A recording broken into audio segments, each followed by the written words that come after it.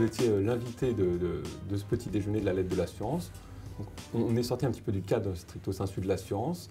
Vous avez parlé de votre livre et vous avez rappelé, il y a eu beaucoup de questions dans la salle également à ce sujet, de l'Union nationale, quelque chose que vous avez présenté dans l'interview donnée au Journal du Dimanche. Est-ce que vous pourriez revenir sur cette idée d'union nationale c'est assez simple.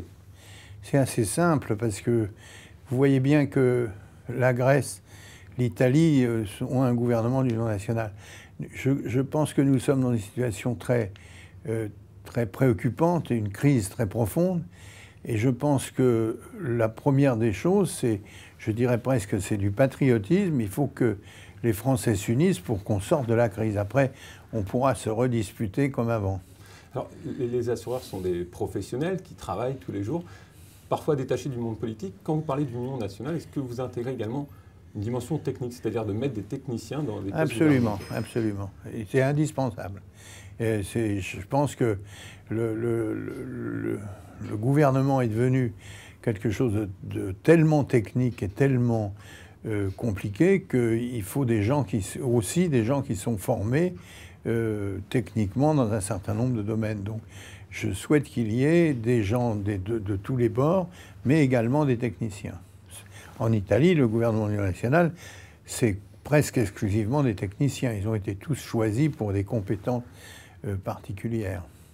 Vous avez, entre guillemets, reproché à François Hollande d'être peut-être un homme politique trop politique. Oui. C'est véritablement, est-ce que vous avez le sentiment que la France doit s'orienter justement vers un meilleur mélange des deux mondes, entre société civile, donc techniciens, et monde politique? Oui, incontestablement, oui. Ma réponse est oui. Mais surtout, je pense que François Hollande est un homme qui ne décide pas suffisamment, et d'autre part, qui a un manque d'expérience dans une crise qui est très difficile. Le grand avantage de Nicolas Sarkozy, c'est son expérience de la crise européenne et mondiale.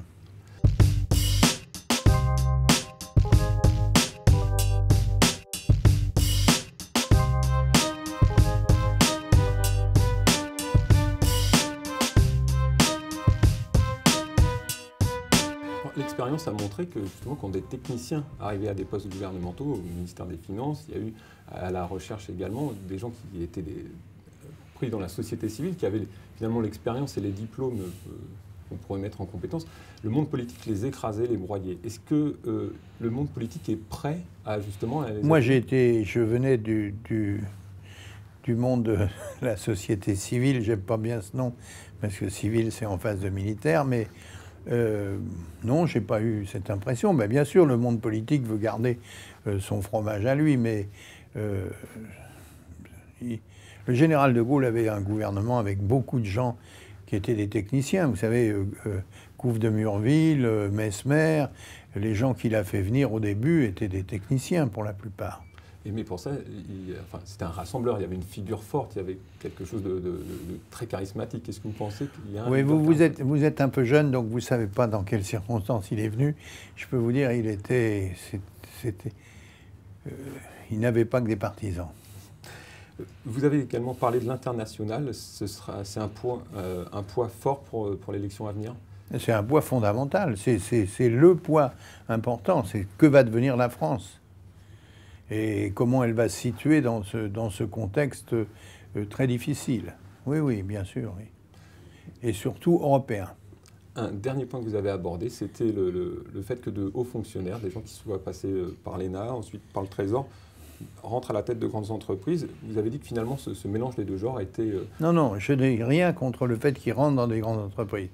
Je pense qu'à partir de ce moment-là, il faut couper le lien avec l'administration. De quelle façon, c'est-à-dire? Il faut qu'il démissionne de l'administration, c'est tout. C'est le cas en Angleterre, je ne vois pas pourquoi. C'est le cas aux États-Unis aussi, hein, d'ailleurs. Donc, je ne vois pas pourquoi il resterait lié à l'administration. Très bien. Dernier point, vous aviez dit que justement, ce que vous avez annoncé dans l'interview au JDD, Dominique Strauss-Kahn aurait été votre candidat. Les circonstances font qu'il n'est pas le candidat de la gauche. Est-ce que vous pensez qu'il aurait pu, lui, être ce rassembleur et instituer ce gouvernement d'union nationale? Écoutez, là, c'est de la politique fiction. Donc, je vous laisse imaginer ce que vous voulez. Très bien. Écoutez, je vous remercie. Voilà, merci.